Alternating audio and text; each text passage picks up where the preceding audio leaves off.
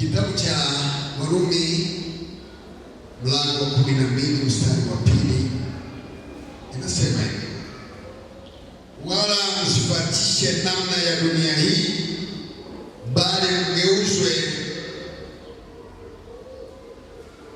kwa kufanywa upya nia zenu, mpate kujua hakika mapenzi ya Mungu yaliyo mema, ya kupendeza na ukamilifu.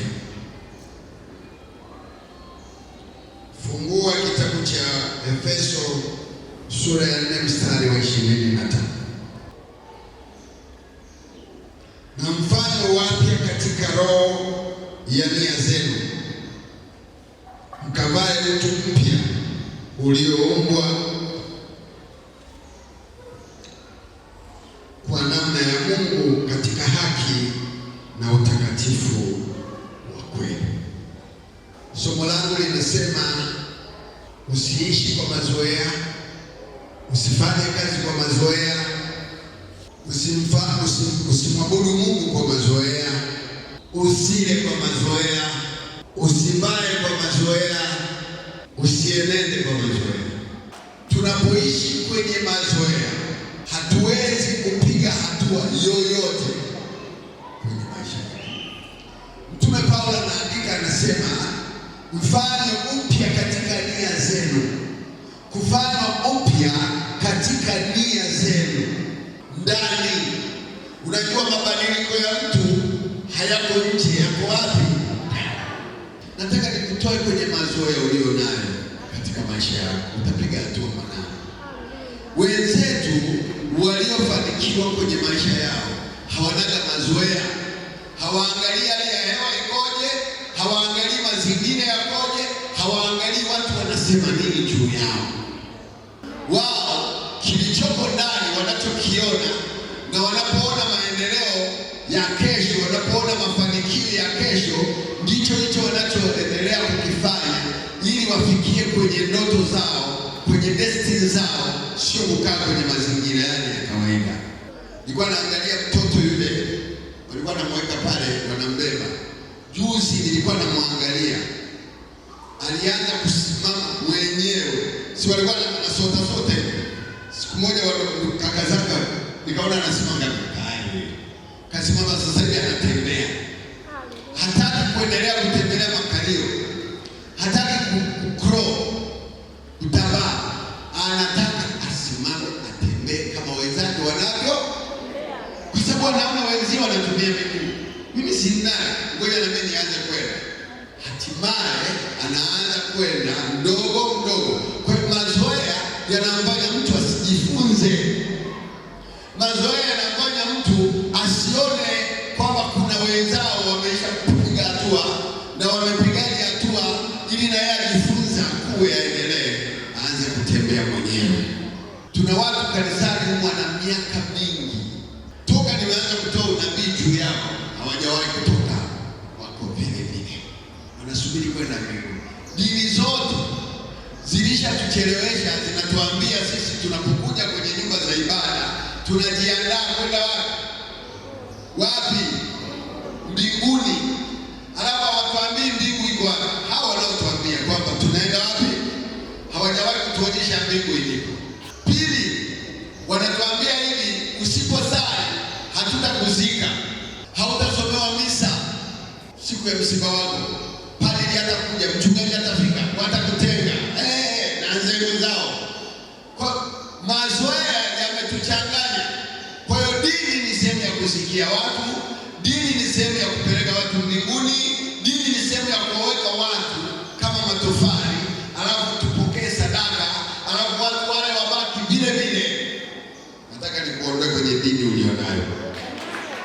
Toka kwenye dini yako, usije ukafanywa kuwa tofali ambalo linajengewa nyumba, lenyewe walilali lakini limekaa limebeba nyumba. Wakristo wengi au watu wa dini wanatumiwa bila kujua kwa nini wanaambiwa, na wala hawana muda wa kuhoji kwa nini wanaambiwa wanaenda mbinguni, alafu mbingu hawajawahi kuambiwa mbingu kwani.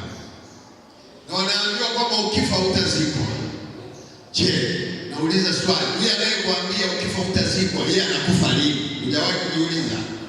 Nataka nikuchallenge wewe mwenye dini unayekaa hapa unasubiri ndio ufe uzikwe.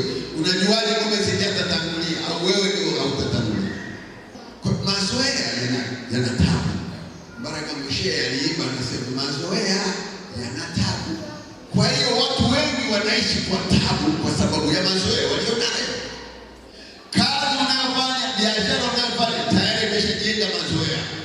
Hakuna hatua yoyote. Ni kweli unaweza kuwa unapata fedha, lakini ukuaji wako kiuchumi, ukuaji wako umebaki pale pale. Lengo langu la kukufundisha utoke pale ulipokuwa na wewe uanze kutembea. Anza kuona wanaopaa na wewe uanze kupaa. Anza kuona wanaofanya vitu na wewe ufanye vitu. Wewe sio mtu wa kawaida, na Mungu hajakuumba katika hali ya kawaida. Amekuumba katika hali ya kukua. Anasema fanya upya katika nia zenu. Kufanya upya katika nia yako ni namna gani unavyonia, unavyoona, unavyoamua kufanya jambo ili liweze kukuletea matokeo. Tunataka watu ambao wanafanya vitu vinavyoonekana. Mimi nilishawaambia kanisani, nataka nijue mnafanya nini. Wengine sijui mnachofanya. Usijenge tabia ya mazoea katika utendaji kazi wako. Biashara unayofanya usijenge mazoea kwamba wateja watakuja. Kwa sababu mimi niko CDT. Sasa hivi kuna masoko mengi humu mtaani. Leo nimepita pale, nimekuta Gulio karibu na kwa mkuu wa wilaya. Watu wamepaki magari wananunua mboga mboga, unawasubiri CDT hawaji CDT. Sulisha zoea. Ukijua mahali kuna Gulio unaenda hapo. Unahamisha soko lako na bidhaa yako unapeleka kwenye Gulio, mahali ambapo kuna wateja watakuja. Ndio maana ukifika mwezi wa 8 lazima kuwepo na maonyesho ya vifaa vya kilimo au pembejeo. Kwa hiyo lazima utafute mahali ambapo unaweza ukatangaza biashara yako. Mungu ni Mungu anayetembea na watu wanaotembea. Kama utembee, Mungu atembee na wewe. Lazima ukubali kutoka. Utembee kama Mungu anavyotembea. Uone kama Mungu anavyoona. Mungu anaga mazoea na ndivyo akili yake haichunguziki. Na hata maarifa yake yatafutikaniki. Mungu akiamua kufanya jambo, wewe ulilozoea kwamba Mungu atafanya hivi, ndio maana Mungu anafanya tofauti. Ndio uanze kufanya tofauti vitu vyako. Nataka uanze kubadilisha mfumo wa maisha yako, mfumo wa biashara yako, mfumo wa kazi yako. Lazima uanze kujulikana. Piga ua ujulikane kwa kile unachokifanya. Usikae underground. Biashara underground ni ya bana na gongo.